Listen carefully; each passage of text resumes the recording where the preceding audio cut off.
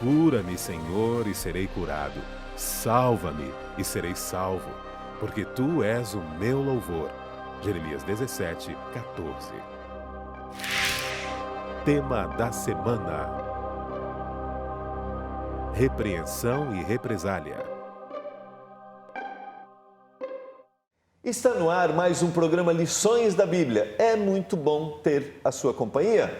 Nós estamos estudando nessa temporada o livro do profeta Jeremias. Estamos entendendo a intenção que o Senhor tinha em salvar, apresentando mensagens de advertência, de repreensão, de juízo. Os nossos convidados que já estavam com a gente no último programa, o jornalista Michelson Borges, ele que é editor da revista Vida e Saúde, na Casa Publicadora Brasileira. Seja bem-vindo, Michelson. Obrigado. Catarinense, como eu, da cidade, eu de Blumenau e o Michelson de Criciúma. É isso aí. Sul do estado de Santa Catarina, terra do carvão.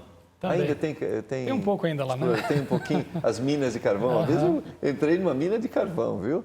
Uma alegria, viu, Michelson, ter você. É um prazer para mim também aqui. Estar com vocês aqui, mais uma vez. Privilégio. Você é blogueiro, né? Dá para você falar só um pouquinho do blog, rapidamente? Ok. Criacionismo.com.br. Ali eu procuro postar assuntos que têm a ver com ciência e religião, alguma coisa de profecia também. Tudo que esteja debaixo desse guarda-chuva de ciência e religião, né? Ano que vem, comemoro 10 anos de trabalho voluntário com esse Ministério Criacionista. Legal. Casado, tem... Bem criacionista, 3 filhos. Que beleza. Tá bom, uma alegria. Quero mandar até um beijo lá para minha esposa, minha querida Débora, meus filhinhos, a Giovana, Marcela e o Micael, 4 aninhos. Que beleza, muito bom. Pastor Vanderlei Dornelles, ele que é o redator-chefe associado da Casa Publicadora Brasileira. Sim, é um prazer estar novamente podendo participar do Lições da Bíblia. Temos a alegria de estar também representando a Casa Publicadora, nossa instituição.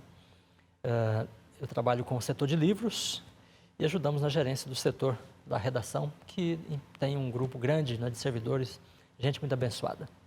Um abraço, nós queremos agradecer aqui a direção da Casa Publicadora Brasileira pelo apoio, né? Nós sempre temos aqui representantes e também a Casa Publicadora Brasileira, que é a editora adventista no Brasil, que é responsável por... tem os direitos de impressão, de tradução e impressão do nosso guia de estudos na língua portuguesa. Aí nós temos a Sul-Americana, que traduz para os países hispanos, né? Fica com sede na Argentina. Então, nosso agradecimento ao pastor Lima, que é o diretor da Casa Publicadora Brasileira, a editora da Igreja Adventista do Sétimo Dia.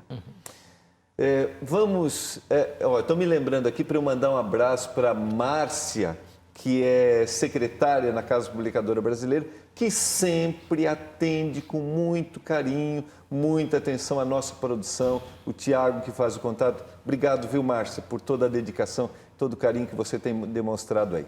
Vamos orar a Deus nesse momento? Michel, por favor. Okay. Bondoso Deus, nosso querido Pai, mais uma vez nós te agradecemos o privilégio que temos de estudar a Tua Palavra, de conhecer a Tua vontade para a nossa vida. Pedimos-te agora que Teu Santo Espírito permaneça conosco aqui, com o telespectador em casa também, ou qualquer lugar onde ele esteja neste momento nos ouvindo, para que a nossa mente, o nosso coração sejam predispostos a ouvir, entender e colocar em prática as Tuas verdades. Amém. São bênçãos que te pedimos, com o perdão dos nossos pecados, em nome de Jesus. Amém.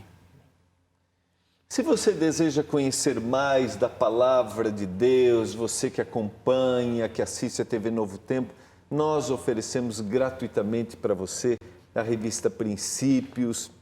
Está sistematizado aqui uma série de estudos onde você vai entender que a sua existência tem uma lógica. Lembrando que o nosso guia de estudos, esse guia aqui, a revista Princípios, é gratuito. É só você acessar o endereço que está aí na sua tela e você vai receber na sua casa. Vai ser uma grande bênção para você e para a sua família. Amigos, na semana passada, no nosso último encontro, nós vimos aqui os 5 reis, que 4 desses, os últimos reis de Judá, 4 destes tiveram atitudes que afastaram o povo. Josias tentou resgatar, mas estava tão impregnado, o mal estava tão impregnado, que a reforma não aconteceu totalmente. A partir de agora, a partir de hoje, nós vamos trabalhar um pouquinho, vamos entender um pouquinho as dificuldades que o profeta Jeremias teve quando começou a apresentar esta mensagem de que o povo deveria considerar a situação que estava e aí mudar de atitude. Sempre que a gente está disposto a fazer algo diferente para que haja um reavivamento, para que haja uma reforma, parece que há uma reação contrária. Por que essa atitude, ao invés de um apoio, de incentivo, né? Nós, na nossa vida, quando estamos determinados a um novo caminho, sempre é uma atitude de repreensão. Sim. No caso de Jeremias, as pessoas de seu tempo, né, estavam acostumadas aos seus hábitos, ao seu modo de vida, seus ganhos, né, derivados desses hábitos. E a mensagem de Jeremias incomodava, né, porque chamava essas pessoas para mudar de vida, deixar certos ganhos que eles tinham, mudar hábitos, né, mudar o sistema de vida. E esta mensagem, então, que desafia as pessoas, mexe com a sua individualidade, sua autonomia. Uma repreensão nunca é bem recebida, porque todo ser humano acha que ele é dono de si mesmo, né? Quando os nossos filhos se tornam adolescentes, eles querem decidir a própria vida. E isso faz parte da nossa natureza, né? Então, a repreensão sempre vem contra, né, esse nosso ímpeto de decidir as coisas, decidir a nossa vida por nós mesmos, né? Eu sei o que é melhor para mim. Por outro lado, o trabalho do profeta se insere dentro do cenário do grande conflito. Então, as pessoas se levantam contra a advertência, contra a mensagem divina, porque há uma luta, né, de poderes nesse conflito. E quando a mensagem de Deus é pregada, então não é só uma questão de um homem falando para um homem. Eu creio que vale a pena. Termine seu raciocínio, só porque eu queria que você explicasse para o telespectador que talvez ouça essa expressão, o cenário do grande conflito, só para explicar um pouquinho para ele. Então, o apóstolo Paulo diz que a nossa luta, a nossa experiência nesse mundo não é só uma luta de carne e sangue, né? Nós não estamos lidando só com seres humanos, mas ele diz, há forças espirituais inseridas, né, nesse nosso mundo, na nossa história, na nossa realidade, e elas estão em ação. Então, a Bíblia nos coloca muito claramente na realidade do grande conflito. O mal e o pecado existem porque eles têm um originador. E esse originador foi um anjo, né, que caiu, um anjo que desobedeceu a Deus, um ser criado também de forma perfeita, mas que se rebelou contra o Criador. E ele trouxe a rebelião para essa terra. E ele veio também acompanhado de um séquito de anjos, que também caíram com ele. Mas os anjos de Deus ainda estão também nessa terra. Então há um conflito, né? E os seres espirituais estão envolvidos. E o povo de Deus está inserido nesse conflito. Mas nós temos a garantia de que a vitória é do lado de Deus, né? É interessante quando a gente olha que... Até a gente olha mais com ar de compaixão do que com ar de ira, porque alguém não nos motivou, não nos incentivou ou não aceitou nossa palavra de repreensão. Quando a gente olha o cenário da vida dentro de um pano aí, né, do grande conflito, né, há por trás uma luta, né? Então a gente começa a olhar de forma diferente. Muito bem, então o grande conflito tem a perspectiva do juízo. Então a advertência de Deus deve ser entendida como um chamado, né, para nós estarmos prontos para o juízo. Ele virá. Há um fim, um destino para esse mundo. E a gente deve encarar a advertência divina a partir dessa perspectiva, né? Que é para o nosso bem, é para a nossa salvação, né? Ok, eu queria dizer o pano de fundo do que acontece sendo o grande conflito, né? A perspectiva do que anuncia é daquele que recebe a mensagem também, né? Porque Jesus disse que todo aquele que quiser viver de modo correto, justo, né, neste mundo, ele padecerá perseguições.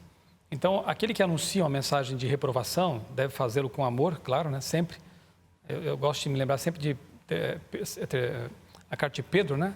3,15, que diz assim: estejam preparados para dar a razão da vossa fé, mas façam isso com mansidão, né? Sempre anunciar com lágrimas nos olhos, né? Como Jesus fazia, essa mensagem que também é de reprovação, porque ela tem que ver com a mudança de vida, com a reprovação dos pecados. Lembrando que chamar o pecado pelo nome não quer dizer chamar o nome do pecador, né? Expor as pessoas, não é? A nossa luta é contra o pecado, como a de Deus também é, né?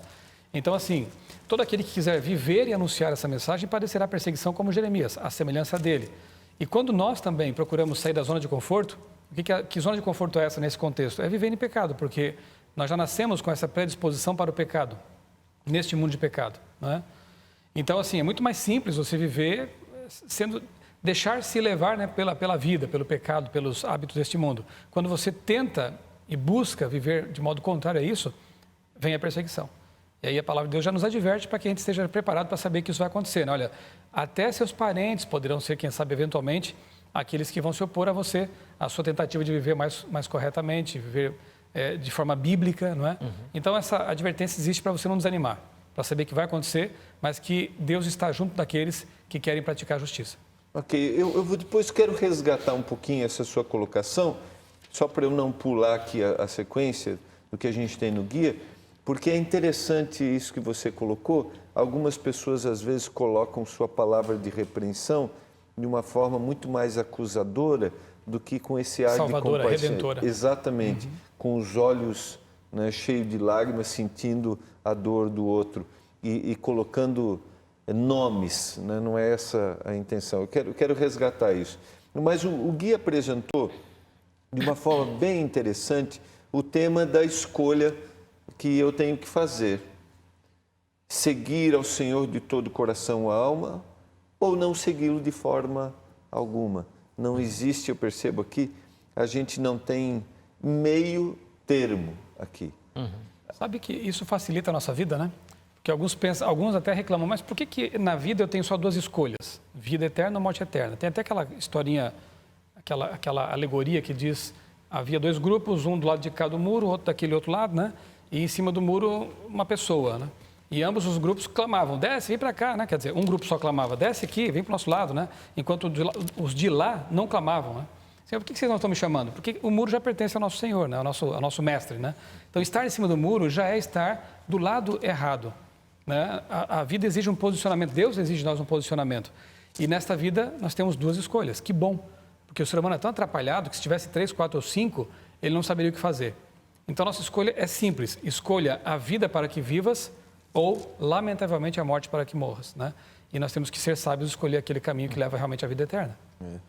No contexto de Jeremias, o povo de Judá estava diante de diferentes opções. Eles podiam confiar no Egito, na Assíria ou em Babilônia, que eram os três grandes povos, né, que eram fortes naquela época e concorriam pelo domínio daquela região. Agora, Deus estava orientando o povo através de Jeremias que eles deveriam se submeter à Babilônia, porque o plano de Deus, os 70 anos, era em Babilônia. Mas alguns reis queriam confiar no Egito, fazer alianças com o Egito. E havia também as pessoas que confiavam nos falsos profetas, porque ao passo que Jeremias dizia assim, vocês estão errando diante de Deus e o juízo está vindo sobre vocês. Vinha o falso profeta e dizia, não, nós teremos tempo de paz pela frente, podemos ficar tranquilos, né? Então Jeremias vem e diz assim, olha, maldito o homem que confia no homem. Então ali havia uma circunstância clara disso, né? Ou as pessoas confiavam na palavra de Deus, que era de repreensão e de restauração, e mudavam de vida, né? E essa era a palavra dada através de Jeremias, ou eles confiavam nos falsos profetas que diziam, está tudo bem, vocês podem permanecer como estão, e confiavam no Egito. Então, nessas duas escolhas, né, as pessoas selaram o destino delas. E aí nós temos o texto, acho que até nós citamos, acho que não sei se foi o programa anterior, enganoso é o coração mais do que todas as coisas, e desesperadamente corrupto. Quem o conhecerá? E aí ele diz, né, eu, Senhor, esquadrinho o coração, eu provo os pensamentos, e isto para dar a cada um segundo o seu proceder, segundo o fruto das suas... Esse texto me remete ao Salmo, né, que diz, sonda-me, ó Deus, e conhece o meu coração. Porque eu não conheço o meu coração, não conheço meus pensamentos em nível tão profundo assim quanto Deus conhece. Então é preciso que a gente peça, Senhor, eu estou no caminho certo, né?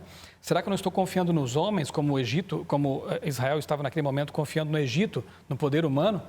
Senhor, me ajuda a ver com os teus olhos, ainda que aparentemente ir para o cativeiro babilônico seja uma coisa estranha, mas era a vontade de Deus. Parece mais lógico fazer uma aliança política do que se submeter e ir para o cativeiro, né? Agora, esse mesmo texto, ele diz assim, que quem confia no homem, no coração, né, enfim, é como um arbusto no deserto. E quem confia em Deus é como árvore plantada junto às águas. Então, quer dizer, fazer a vontade de Deus sempre representa frutificação, representa uma vida plena, com frutos abundantes, né? Uma vida de frescor espiritual, de alegria. Agora, confiar no ser humano, a história já mostrou com mais de 6.000 anos, né, que realmente não compensa confiar nos seres humanos. Às vezes, o que Deus apresenta para a gente parece não ser lógico aos olhos humanos e ao que nós vivemos no mundo, né? Parece que a gente está indo de novo, né? De encontro àquilo que parece que é mais lógico eu viver o meu momento aqui, minha vida aqui, ter as coisas aqui, ganhar as coisas rapidamente aqui, do que eu pensar na eternidade. Como parecia para aquele povo ser mais lógico fazer uma aliança política do que submeter ao cativeiro. Aí entra uma questão de fé, né? Nós confiamos em Deus porque Ele conhece o coração, Ele sabe todas as coisas, as promessas dele são mais certas, né? Agora, nós temos a opção de confiar na ciência, confiar nos governos, confiar nas promessas humanas, né? Nos remédios humanos. Mas quando você conhece a Deus, né? Tem uma experiência com Deus, quando você tem uma vida com Deus, você sabe que pode confiar nele. Mesmo quando a palavra de Deus parece que não é o caminho mais lógico. Mas Deus conhece o fim de todas as coisas desde o seu princípio. Nós não conhecemos, o ser humano não conhece, né?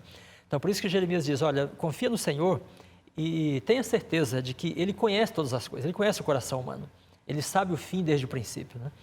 Então, a fé aí é esse sentimento de dependência e de confiança, né, em Deus. Gilmar, você falou em lógica, né?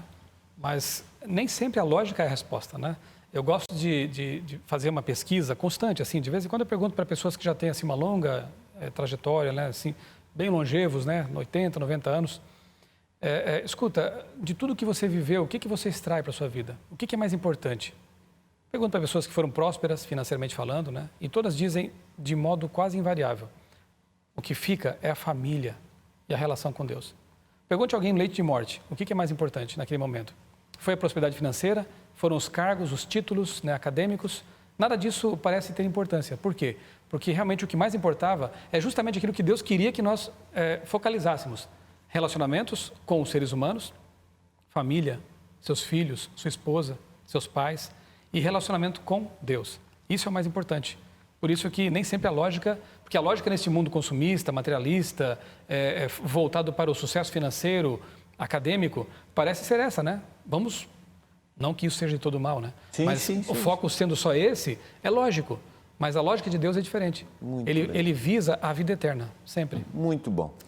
Você está acompanhando o programa Lições da Bíblia, que a gente busque a lógica do Senhor para que sejamos realmente guiados naquilo que vai nos trazer eterna felicidade. Amém. Nós vamos para o intervalo e voltaremos já. As pessoas respeitavam a mensagem do profeta Jeremias no tempo de Jesus, porque ela tinha sido aceita através das tradições daquela época. Mas existe uma certa resistência à mensagem de um profeta vivo. Após o exílio, Israel entendeu a mensagem de Jeremias. O falecido profeta Jeremias foi lembrado, e sua mensagem também. O Senhor prepara seus profetas e servos para a resistência do povo. Jeremias confiava inteiramente em Deus. E nós também devemos seguir seu exemplo. O Senhor diz em Jeremias capítulo 1, versículos 17 a 19, portanto se prepare e levante-se, e fale para eles o que eu te ordeno. Não se assuste diante deles. Eu te farei uma cidade fortificada, uma coluna de ferro e uma parede de bronze contra toda a terra. Seus príncipes, seus sacerdotes e contra os povos da terra. Eles lutarão contra ti, mas não prevalecerão. pois eu estarei contigo, diz o Senhor.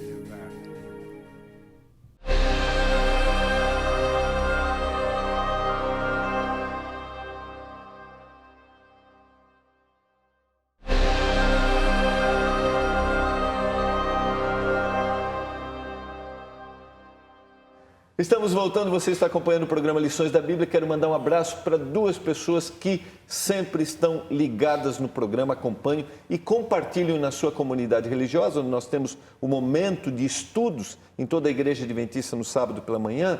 Eles compartilham lá e levam aqui ideias da nossa discussão. Um abraço para o Germano Lidic e também para o Alexandre Pércio. Deus abençoe muito a vocês e a família de vocês. Queria resgatar um pouquinho o que você comentou, Michelson, da questão de pessoas que apresentam, às vezes, o erro, né, advertem outros e fazem isso de uma forma muito mais, assim, né, acusativa, né, se colocando, às vezes, até num pedestal superior. E a gente vê Jeremias aqui apresentando não o pecado por prazer, mas como... né, que eles se voltassem, que eles encontrassem misericórdia. Isso trazia para ele tristeza. Você usou a expressão lágrimas nos olhos. Eu ouso dizer que quem faz isso, acusa pela acusação pura e simples, não conhece a Deus. Porque Deus, ele odeia... Essa é uma frase, uma máxima bem conhecida no meio cristão, né, mas é real, né? É muito verdadeira. Deus odeia o pecado e não o pecador. Ele ama o pecador. Por que ele odeia o pecado? Porque o pecado faz com que o pecador sofra e cada pessoa que sofre... Isso mexe com Deus, mexe com o coração de Deus, de um pai de amor. Então, nós temos que nos lembrar, quando formos também anunciar mensagens assim de reprovação, de que o fazemos por amor às pessoas, não por prazer em vê-las incomodadas, né? Ou porque estamos tirando a paz delas. Jeremias, eu fico pensando, por que um jovem como esse aí, Jeremias, um rapaz promissor, não é? De uma casta sacerdotal, iria perder seu tempo se incomodando, depois sendo levado à prisão, como veremos, né? Sofrendo oposição, simplesmente para divertir um povo de seus pecados. Deixa, não é? Não seria muito mais cômodo ficar na dele, né? Mas, no entanto, ele fez isso justamente porque amava aquele povo. Todo profeta devia sentir todo pregador devia sentir isso no seu coração, né? Eu estou aqui agora para incomodar as ovelhas, mas para levá-las à salvação. Que seja esse o sentimento de todo pregador, né? O objetivo de toda repreensão divina é a restauração. Então, quando uma pessoa age... Vamos sublinhar essa frase? Então, o objetivo de toda repreensão divina é a restauração do pecador, né? Daquele que está em erro. Então, quando nós agimos a partir dessa perspectiva, querendo ajudar a Deus nisso, né, nós precisamos ter certeza de que nossa atitude é restauradora e não condenatória, destruidora, né? Como expressão de amor, eu fico pensando quando a gente vai, de alguma forma, em algum momento, repreender um filho. A gente faz isso com... ou adverti-lo, o que você está fazendo não está correto. A gente faz isso cheio de... Ou como pregadores da palavra, ou como professores da escola sabatina, os que estão nos assistindo, quem sabe, né, para aproveitar alguns insights, né? Sim, Quando você se coloca ali diante de uma congregação, diante de uma unidade da escola sabatina, quais são os seus sentimentos, né? Os que estão aqui para me ouvir agora, assim como eu, são pessoas que estão machucadas da semana, são pessoas que estão levando suas lutas pela vida, né? O que eu posso fazer para, além de adverti-las, fazer com que elas sintam o amor de Deus? Eu acho que esse é o sentimento mais correto. Muito bem. Só para lembrar que a Escola Sabatina é a reunião que a gente tem em toda a Igreja Adventista no sábado pela manhã. Nós nos reunimos em pequenos grupos e ali trocamos ideias, estabelecemos metas e a gente também tem um momento... E todos são convidados, né? Todos são convidados. A gente tem um momento que a gente estuda o que a gente está debatendo aqui, né? Então, e a gente tem professores que dirigem esse momento ali, que por isso que você fez referência. Quando isso acontecer, que faça com muito carinho, com muito amor, procurando, como restaurar. O pastor citou, restaurar aquele que cometeu um erro. E pastor Gilmar, será que o povo de Judá precisava ser repreendido? Havia necessidade disso? Então nós temos aí, né, Jeremias diz assim, que o pecado deles estava gravado, né, no coração deles. De que forma estava gravado? 17, verso... De 1 a 4, né?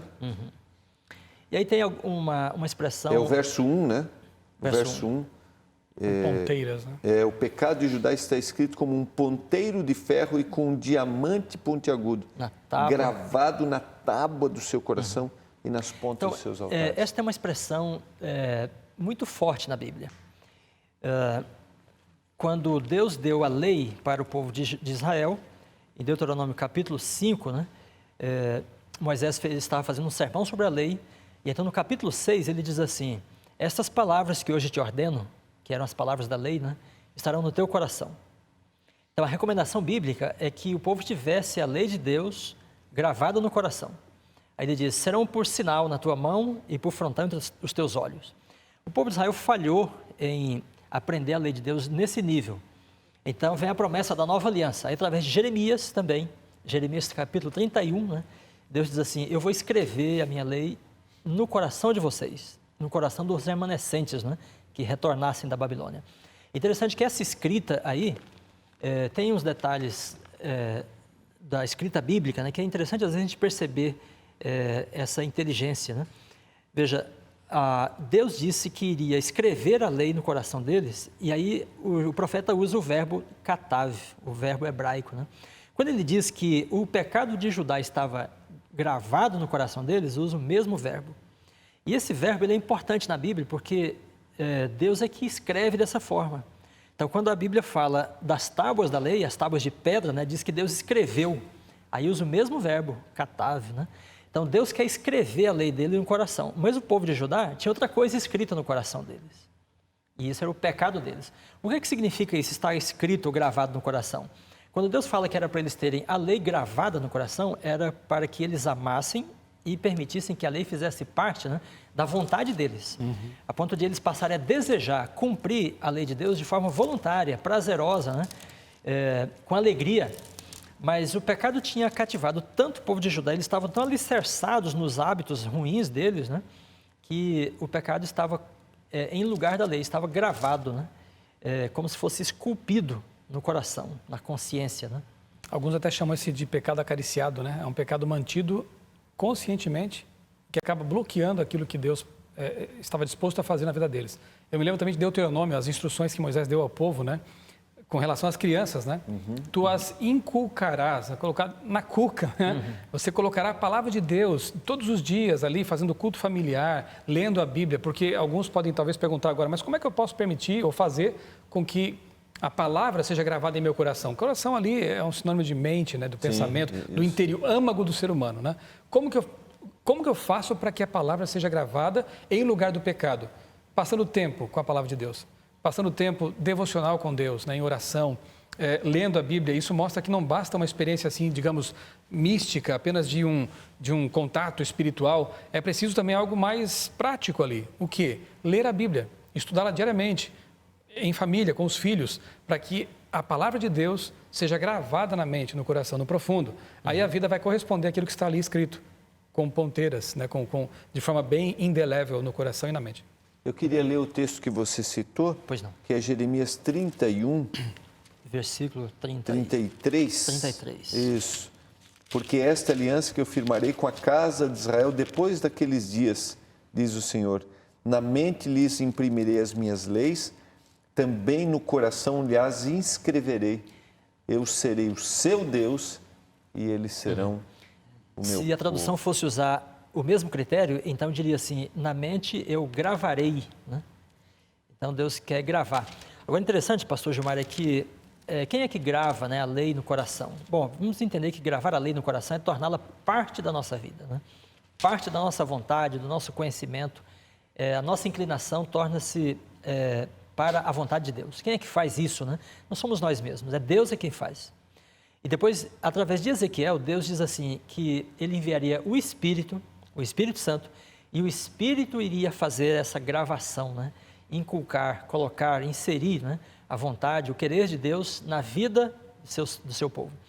Quando a gente chega no Novo Testamento, aí Pedro prega no Pentecostes, o Espírito desce sobre a igreja, né? Qual era o objetivo?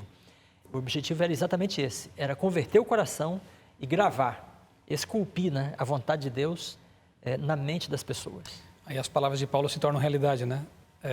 É Deus quem opera em nós tanto querer quanto efetuar segundo a sua boa vontade. Nós precisamos nos dispor, né? E ele então faz essa obra.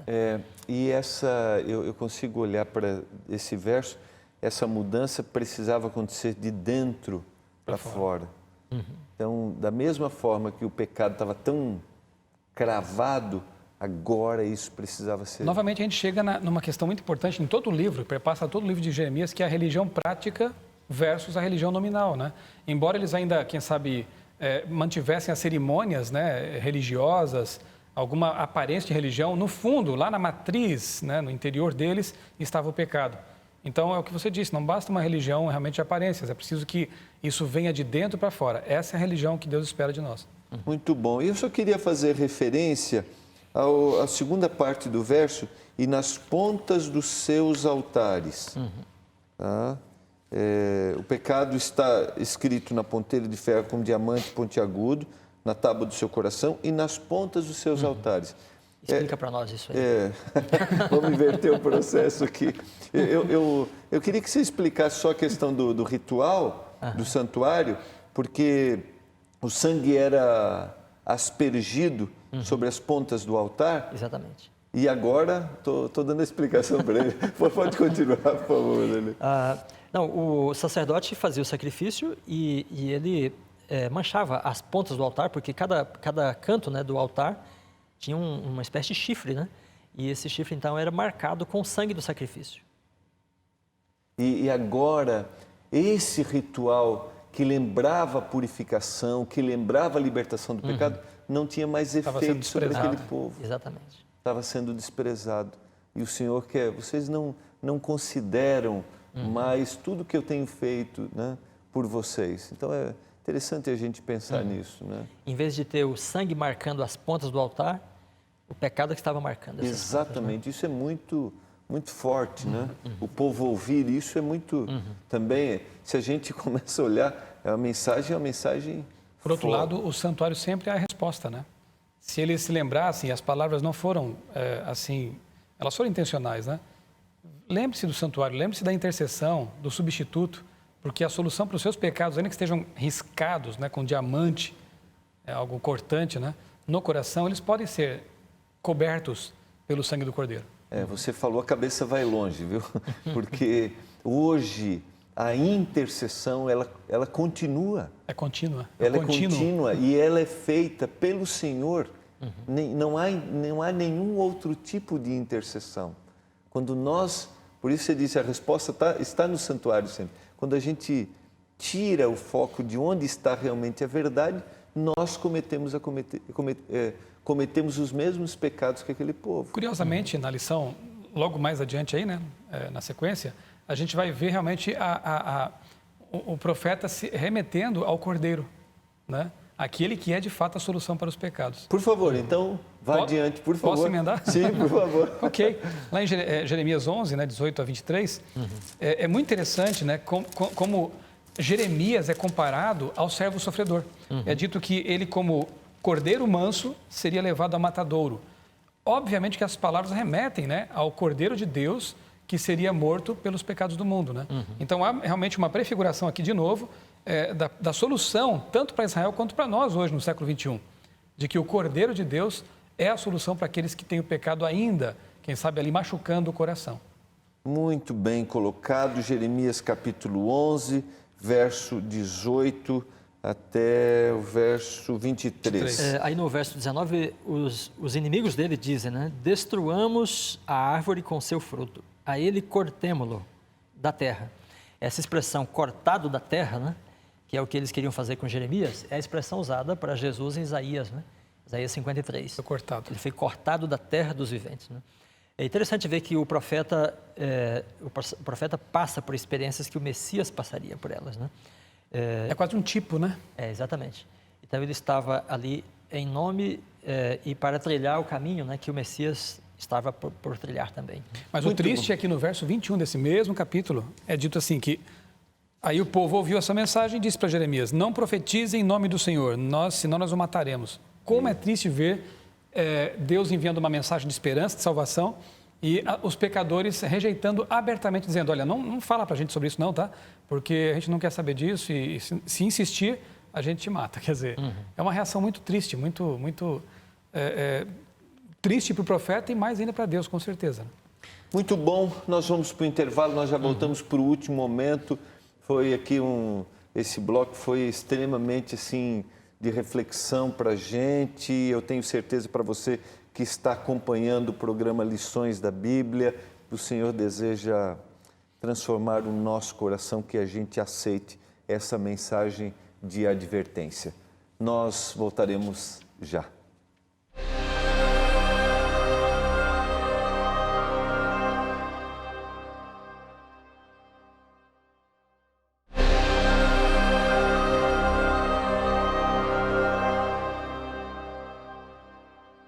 Estamos voltando ao nosso último momento do programa de hoje, do Lições da Bíblia. Pastor, você fez um comentário em off aqui, por favor, sim, compartilhe com o nosso telespectador. Jeremias é o porta-voz de Deus, né, entre uma nação ímpia, né?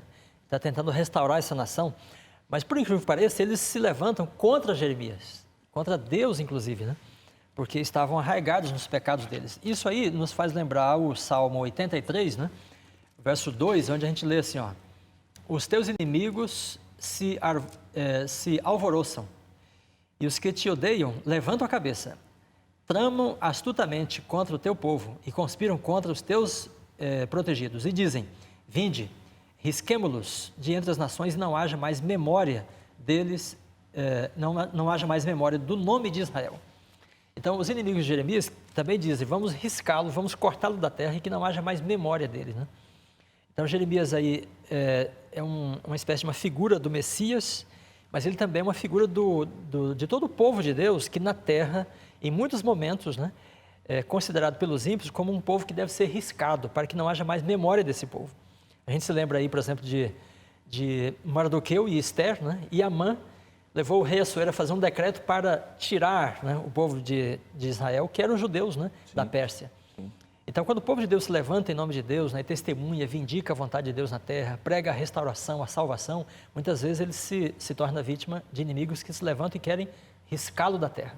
Mas Deus está do seu lado, né? Amém. Muito bem lembrado. Diante dessa intenção de matar, nós temos a reação de Jeremias, que, mesmo diante das promessas que Deus fez, vou estar contigo, como que ele reage? Olha, dos profetas aí, dos profetas maiores na Bíblia, né? Eu admiro muito Jeremias, gosto muito desse livro, embora seja apaixonado por um profeta menor, o livro dele, né, que é Daniel. Mas assim, Jeremias, ele é muito humano. Na verdade, a revelação se dá não só por meio de suas palavras, mas por meio da pessoa de Jeremias mesmo, né? Você vê assim que... E uma evidência muito clara de que a Bíblia também é um livro inspirado por Deus, porque não há mascaramentos, né? Você não vê aqui, não, Jeremias é um super-homem, Isaías também, então vamos blindá-los, né? Não vamos revelar seu lado mais negativo, fraco, né? Não, a Bíblia, ela é clara, ela abre o jogo, né? Assim como você vê, por exemplo, Jonas reclamando de Deus, quando Deus não faz, porque era uma profecia condicional, e nós veremos isso mais adiante também, Deus não faz aquilo que havia anunciado, porque eles se converteram lá em Nínive. Nós vemos também Abacuque reclamando de Deus, da situação que ele via, por que o ímpio prospera, por que as pessoas que pecam estão se dando bem aqui, né? E eu que estou pregando tua palavra estou sofrendo. Mas uma atitude interessante deles é a confiança a despeito das circunstâncias difíceis. Abacuque, ele diz que vai subir na torre de vigia para ver o que vai acontecer e ver o que Deus vai responder. Ainda assim, ele espera a resposta de Deus. Jeremias, ele reclama aqui, ele abre o jogo. E eu chego a pensar, pastor, que Deus prefere, muitas vezes, que nós briguemos com Ele, que nós abramos o coração, do que aquelas orações hipócritas, né? Agradecendo por coisas que a gente nem está grato. E esses homens aqui não eram super-homens, mas eram homens sinceros, que tratavam a Deus com respeito, mas com amizade, com essa intimidade, né? Jeremias, ele reclama porque ele vê as circunstâncias ao seu redor ali sendo muito desfavoráveis, muito tristes, né? O ímpio prosperando, a injustiça graçando e ele sofrendo daquele jeito. Nós, desse lado do mundo, não sabemos o que é isso, né? Você representar a justiça, representar a Deus e ver a sua causa perder. Como Jeremias estava vendo temporariamente, né? Mas em algumas partes do mundo, cristãos verdadeiros são perseguidos, suas igrejas são queimadas, né? Hoje, inclusive. E quando a pessoa se vê diante dessa situação, a reação é natural. Jó sentiu isso, né?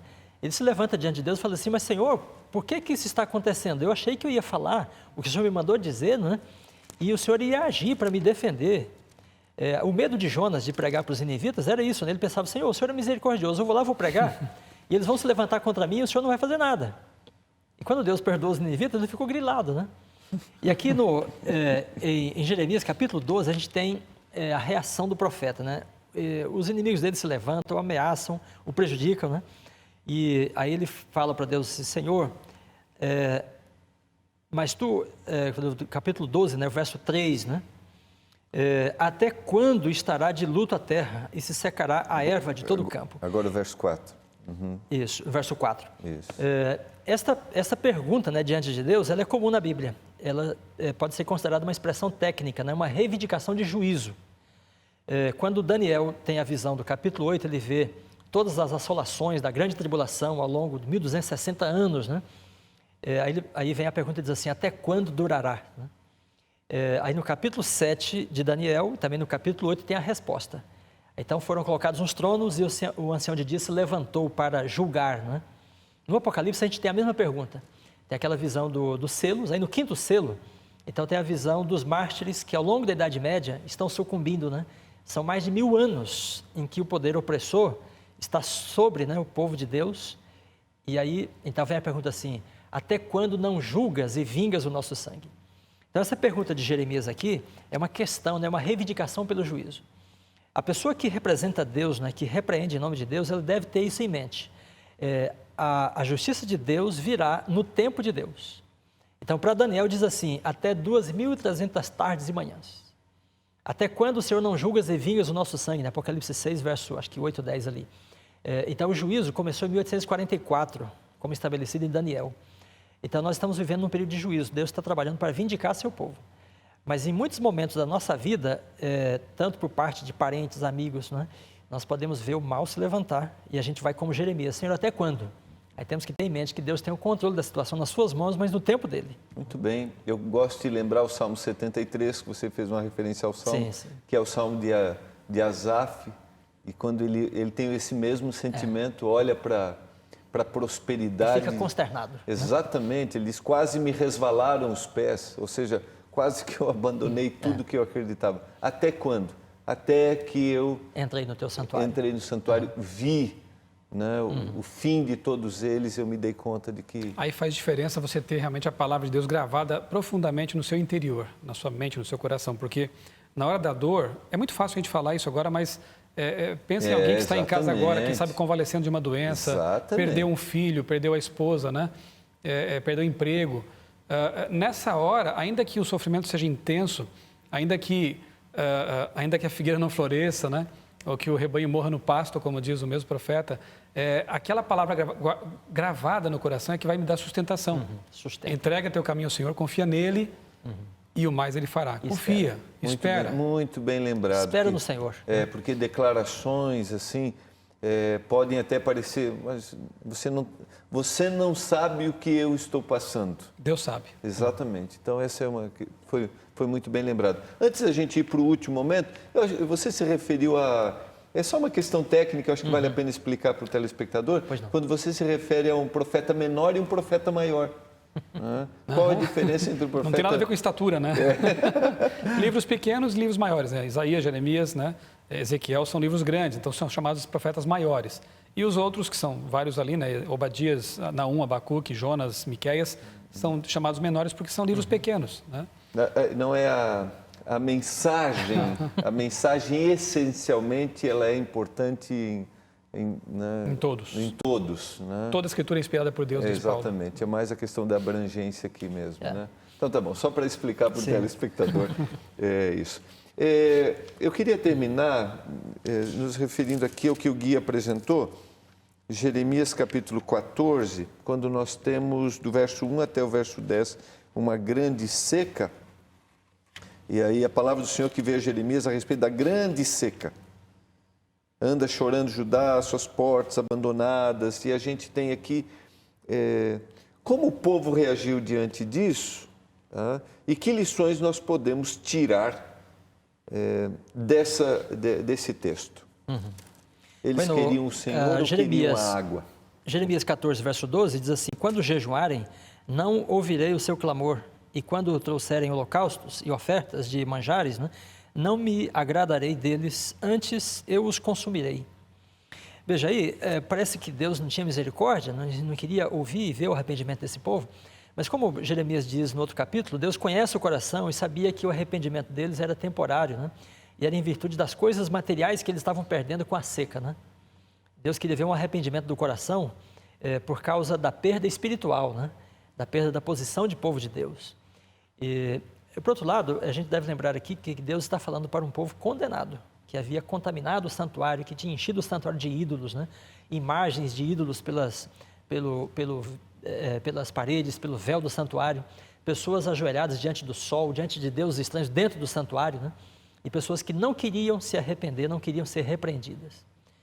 Quando elas se arrependiam, nesse tempo aí, elas estavam se arrependendo por uma perda material, porque as lavouras estavam secando, né? Deus queria ver um arrependimento do coração, né? Pela condição deles diante de Deus e diante do juízo. Deus ele procura falar de muitas maneiras e escolhe, primeiramente, as mais tranquilas e mansas, né, para falar ao nosso coração e nos chamar ao arrependimento. Mas há ocasiões em que, como dizia C.S. Lewis, Deus tem que usar o megafone. E o megafone, muitas vezes, ele se reveste aí de sofrimento, de miséria, de seca, de tribulação, porque Lewis também diz que Deus ainda corre o risco de ser mal compreendido, porque há pessoas que, às vezes, passam por problemas que elas atraem sobre si, e acusam Deus, né, de ser o causador. Onde é que estava Deus, né? Deus estava ali, falando alto, olha, volta para mim, né? Te arrepende. E, no entanto, a gente vê aqui Israel meio que buscando um Deus bombeiro, né? Só na hora do aperto é que eles clamam e chamam, né? Estamos precisando de água. Eles não queriam o Deus da bênção, queriam apenas a bênção. E, lamentavelmente, há muitas pessoas hoje que fazem a mesma coisa, né? Só querem saber das bênçãos, daquilo que Deus promete como prosperidade, enfim, outras coisas mais. E se esquecem de buscar realmente o Deus da bênção, aquele que está disposto a se revelar para elas e falar ao coração delas. Isso é extremamente reflexivo para a gente. O que nós queremos realmente quando buscamos a Deus, estamos né? buscando o Senhor? Queremos prosperidade, mais dinheiro, carro novo, né? Hoje é tão popular a chamada teologia ou pregação da prosperidade. E quando falta a prosperidade, as pessoas acham que Deus não está com elas. A prosperidade maior é a prosperidade da alma, é a salvação. O resto é consequência, né? Às vezes, a tragédia pode contribuir para que você se arrependa, se converta verdadeiramente a Deus, né? Então, à luz da Bíblia, nós precisamos compreender isso. A aprovação, em alguns casos, é melhor para as pessoas, para muitos de nós, do que a bonança. E se Deus tem em vista a nossa salvação, às vezes Ele permite que venha a aprovação e não a bonança, né? Tanto que nesse capítulo, ele chega ao ponto de falar para o profeta não orar pelo povo, pelo bem-estar do povo. É isso que não pelo povo, mas pelo bem-estar do povo. Olha que interessante, haverá momentos em que nós seremos orientados a não orar pelo bem-estar das pessoas, mas sim pela conversão delas, né? Porque o bem-estar vai mantê-las nos seus erros, né? É muito interessante essa observação que você fez, porque Deus, na realidade, conhecia o coração deles, você fez essa referência, e sabia que a intenção pela qual eles buscavam. Eu fico pensando em nós que, às vezes, vivemos no mundo cristão, religioso, e que talvez não estejamos, assim, passando por um momento de dificuldade. Em nossa adoração, o que realmente nós estamos buscando?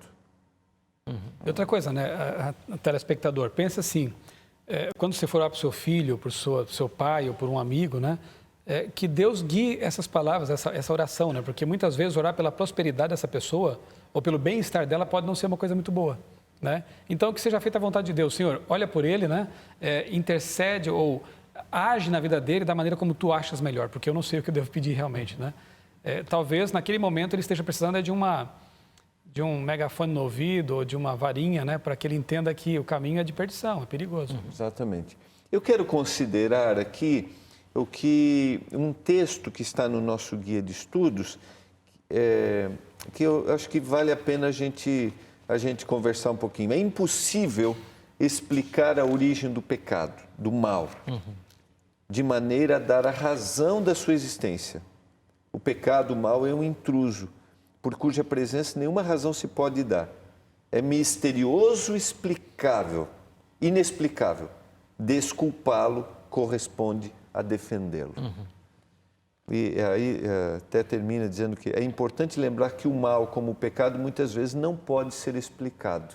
Por que é importante que a gente considere isso? Não termos explicações para tudo. Há muitas explicações humanas para o mal, né? Algumas pessoas dizem que o problema do mal, o crime, né, é a diferença, a desigualdade social. Freud entendia que o problema do mal era por causa da repressão, da sexualidade, né? A Bíblia simplesmente, e esse texto que você leu de Ellen White, né, diz para nós que não há uma explicação. Se nós explicamos por questões sociais, psicológicas, né, psíquicas quaisquer, nós estaremos justificando o mal.